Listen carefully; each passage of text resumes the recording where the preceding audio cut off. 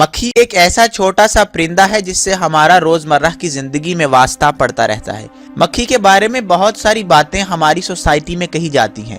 کہا جاتا ہے کہ مکھی کے ایک پر پر بیماری جبکہ دوسرے پر پر شفا ہے۔ یہ بات بلا وجہ نہیں کہی جاتی بلکہ حدیث مبارکہ اس کے ضمن میں موجود ہے، اور پراپر حدیث ہی کی روشنی میں یہ بات کی جاتی ہے کہ مکھی کے ایک پر پر بیماری اور ایک پر پر شفا ہے۔ اس بات کو بہت سارے لوگ ماننے سے انکاری تھے، لیکن جدید سائنسی تحقیق نے اس بات کو واضح کر دیا ہے کہ رسول اللہ صلی اللہ علیہ وسلم نے 1400 سال پہلے جو بات کی تھی وہ کس قدر حرف بہ حرف سچ ہے۔ اور سائنسدانوں نے جب مکھی کے جسم پر تحقیق کی تو انہیں معلوم ہوا کہ واقعی اس کے ایک پر پر اگر بیماری ہے تو دوسرے پر پر شفا موجود ہے۔ سائنسی بنیادوں پر آپ کو بتائیں گے کہ ایسا کیسے ممکن ہوا اور سائنسدانوں نے کس طرح سے مکھی پر وہ تحقیق کی اور اس تحقیق کو عام عوام کے لیے پیش کیا گیا تاکہ سب لوگوں کی سمجھ میں آ جائے۔ اس سے پہلے کہ آگے بڑھیں، اسلامک سلیوشن چینل کو سبسکرائب کرنا مت بھولیں اور بیل آئیکن کو ضرور پریس کر دیں تاکہ ہماری تمام اپڈیٹس آپ کو وقت پر ملتی رہیں۔ حضرت ابو ہریرہ رضی اللہ تعالیٰ عنہ سے روایت ہے کہ نبی اکرم صلی اللہ علیہ وسلم نے فرمایا کہ اگر تم میں سے کسی کے مشروب یعنی پانی، دودھ وغیرہ میں مکھی گر پڑے تو اسے چاہیے کہ اس کو مشروب میں ڈبکی دے پھر اسے نکال پھینکے، کیونکہ اس کے ایک پر پر بیماری ہے تو دوسرے پر پر شفا ہے۔ صحیح بخاری میں حدیث نمبر 3320 یہ ہے، جس کو بنیاد بنا کر ہماری سوسائٹی میں ہمارے بڑے ہمیں بتایا کرتے تھے کہ مکھی اگر چائے میں گر جائے تو اس کو ڈبکی دے کر نکالنا چاہیے، ویسے ہی اس کو نکال کر نہیں پھینکنا چاہیے۔ یہاں پر سوال پیدا ہوتا ہے کہ کیا ضروری ہے کہ اس چائے کو پیا جائے؟ کیا ضروری ہے کہ اس کو ڈبکی دے کر نکال کر چائے کو پیا جائے؟ کیونکہ بہت سارے لوگ ہائیجین کی وجہ سے، بیماریوں کی وجہ سے ایسا کرنے سے گریزاں ہوتے ہیں۔ تو سامعین، رسول اللہ صلی اللہ علیہ وسلم نے آپ کو طریقہ کار بتا دیا ہے کہ اگر آپ اس چائے کو اب پینا چاہتے ہیں، اگر آپ اس چائے کو پھینک دینا چاہتے ہیں یا اس مشروب کو ضائع کر دینا چاہتے ہیں تو وہ آپ کی اپنی ذاتی مرضی ہے۔ لیکن بہت سارے لوگ ایسے ہوتے ہیں جو کہ افورڈ نہیں کر پاتے، جو کہ چائے کا دوسرا کپ افورڈ نہیں کرتے، جو دودھ کا دوسرا کپ افورڈ نہیں کرتے، تو ان کے لیے یہ نسخہ خاصہ کار آمد ہے کہ ان کے اگر مشروب میں مکھی گر جائے تو اس کو ڈبو کر باہر نکال کر پھینک دیں، جیسا کہ رسول اللہ صلی اللہ علیہ وسلم نے بیان فرمایا۔ یہاں تک کی باتیں تو تقریباً سب لوگوں کو آج سے پہلے بھی معلوم تھیں، یہ صرف ایک تمہید تھی تاکہ ایک بات کو واضح کیا جا سکے، لیکن ابھی سائنسی بنیادوں پر آپ کو بتائیں گے کہ ایسا کیوں کیا جانا چاہیے۔ آپ کو معلوم ہے کہ نبی اکرم صلی اللہ علیہ وسلم نے 1400 سال پہلے ایسا بیان کیا تھا جب سائنس اتنی ترقی یافتہ نہیں تھی، سائنس اس معراج پر نہیں پہنچی تھی، تب انسان جدید طب کے متعلق بہت کم جانا کرتے تھے۔ اسی طرح اللہ تعالیٰ نے کچھ آرگنزمز اور دیگر ذرائع پیدا کیے ہیں جو کہ جراثیم کو ہلاک کر دیتے ہیں۔ آپ جانتے ہیں کہ مکھی ایک پر پر اپنے جراثیم اٹھائے رکھتی ہے۔ ایک مکھی پوری جگہ اڑتی ہوئی غلاظت پر بھی بیٹھتی ہے اور وہاں سے غلاظت اور جراثیم اس کے جسم پر چپک جاتے ہیں، اور جب وہ چائے میں گرتی ہے تو وہ غلاظت اور وہ جراثیم آپ کی چائے میں شامل ہو جاتے ہیں۔ لیکن اللہ تعالیٰ نے اس دنیا میں بہت سارے آرگنزمز ایسے پیدا کیے ہیں جو کہ ان جراثیم کو مار سکتے ہیں، اور وہ آرگنزمز کہیں اور نہیں بلکہ مکھی ہی کے جسم کے اندر بھی موجود ہوتے ہیں۔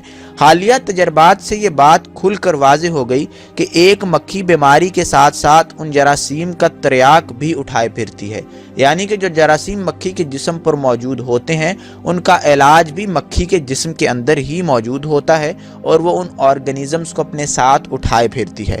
عام طور پر جب مکھی کسی مائع غذا کو چھوتی ہے تو وہ اسے اپنے جراثیم سے آلودہ کر دیتی ہے، لہٰذا اگر اسے مائع میں ڈبکی دی جائے تو وہ ان جراثیم کا تریاک بھی اس میں شامل کر دیتی ہے جو جراثیم کو مارنے میں مددگار ثابت ہوتا ہے۔ ڈاکٹر محمد حسن خان لکھتے ہیں کہ میں نے اپنے ایک دوست کو جو کہ جامعۃ الازہر قاہرہ مصر میں عمید قسیم الحدیث شعبہ حدیث کے سربراہ ہیں، محمد المسیح ان کا نام ہے، ان کو میں نے خط لکھا اور وہ مضمون تفصیل سے بیان کرنے کو کہا جو انہوں نے اس ضمن میں لکھا ہوا ہے۔ محمد السمحی نے اپنی تحقیق میں لکھا ہے کہ مائکرو بایولوجسٹ نے یہ بات ثابت کر دی ہے کہ مکھی کے پیٹ میں یسٹ سیلز پیراسائٹس کے طور پر رہتے ہیں، और खामराती खुलियात अपनी तादाद बढ़ाने के लिए मक्खी की रेस्पिरेटरी ट्यूब्यूल्स में घुसे हुए होते हैं, और जब मक्खी माया में डिबोई जाती है तो वो खुलियात यानी सेल्स निकलकर उस माया में यानी उस लिक्विड में शामिल हो जाते हैं, और उन सेल्स का मवाद उन जरासीम का तिर्याक होता है जिनको मक्खी उठाए फिरती है। यानी बड़ी वाज़ेह और मुनफरिद दलील के साथ इस बात को साबित कर दिया गया कि मक्खी के जब एक पर के ऊपर जरासीम होते हैं तो वहीं उसके जिस्म के अंदर उन जरासीम्स को मारने के लिए पैरासाइट्स के तौर पर रहने वाले ऑर्गेनिजम्स भी मौजूद होते हैं। जब मक्खी को डुबो दिया जाता है तो वो ऑर्गेनिजम्स उसके जिस्म से निकलकर उस लिक्विड, अगर आपकी चाय है तो उस चाय में शामिल हो जाएंगे, अगर आपके पास दूध है तो उस दूध में शामिल हो जाएंगे और जरासीम के असर को ज़ाइल कर देंगे। और इंशाअल्लाह अल अज़ीज़ जिस तरह रसूलुल्लाह सल्लल्लाहु अलैहि वसल्लम ने अपनी हदीस में बयान फरमा दिया है, फिर उसके बाद मक्खी के जरासीम आपकी सेहत को ख़राब नहीं कर सकते, आपको बीमारियां छू नहीं सकती।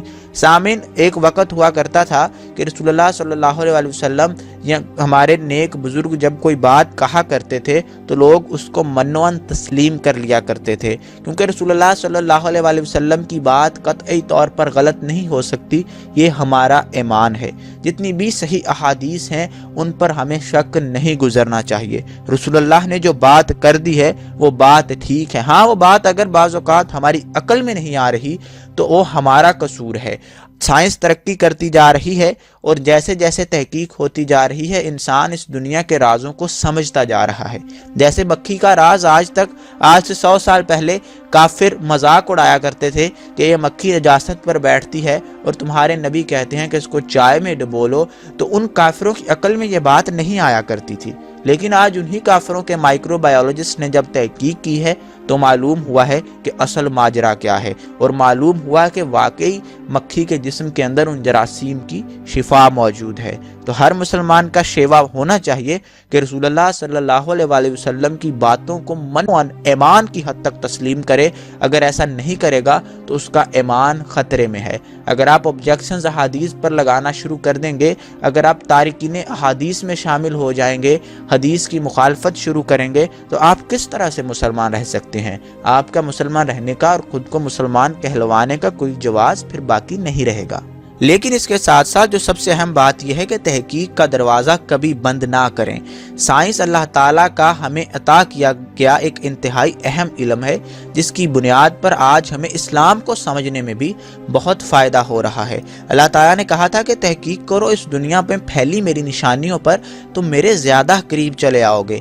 आज इस मक्खी वाली वीडियो को देख कर यकीनन आपका ईमान बढ़ा होगा अल्लाह ताला की ज़ात पर, रसूलुल्लाह सल्लल्लाहु अलैहि वसल्लम के कलाम पर, उनकी अहादीस पर भी। और ये बात यकीनी तौर पर है कि जब कोई बात आपको लॉजिक्स, दलाइल और आर्गूमेंट्स की सतह पर समझ आ जाए, आपकी अकल उसको तस्लीम कर ले, तो आपका उस पर ईमान ज़्यादा पुख्ता और मजबूत हो जाता है। और गुमराही में फंसे हुए दीगर लोगों को, कुफ़ार को और अपने दूसरे नेज़ मुसलमानों को जो कि गुमराही का शिकार हुए होते हैं, गुमराही में गढ़े हुए होते हैं, उनको भी इन दलाइल की बुनियाद पर समझा सकते हैं। आपके पास एक अच्छा खासा मवाद इकट्ठा हो जाता है। तो इसलिए इस बात को आइंदा से अपनी रूटीन बना लीजिए कि अगर मक्खी आपके मशरूब में गिर जाए तो आपने उसको डिबो कर निकाल कर मशरूब को पी लेना है।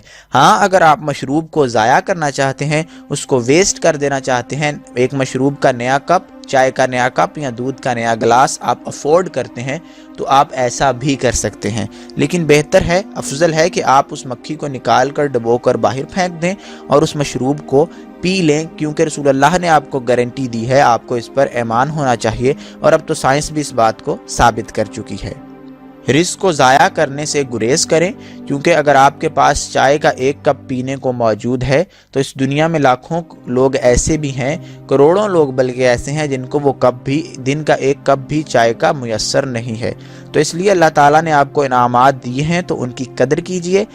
इसी तरह के मुनफरिद मौज़ूआत और टॉपिक्स के ऊपर आप वीडियोस देखना चाहते हैं तो कमेंट्स बॉक्स में अपने मौज़ूआत और अपने सवालात ज़रूर लिखा करें, ताकि हम उन मौज़ूआत के ऊपर मुख्तलिफ़ किस्म की वीडियोस ला सकें और मुकम्मल तहकीक के बाद आप तक वो मालूमात बहम पहुंचा सकें जो कि आपको दरकार हों।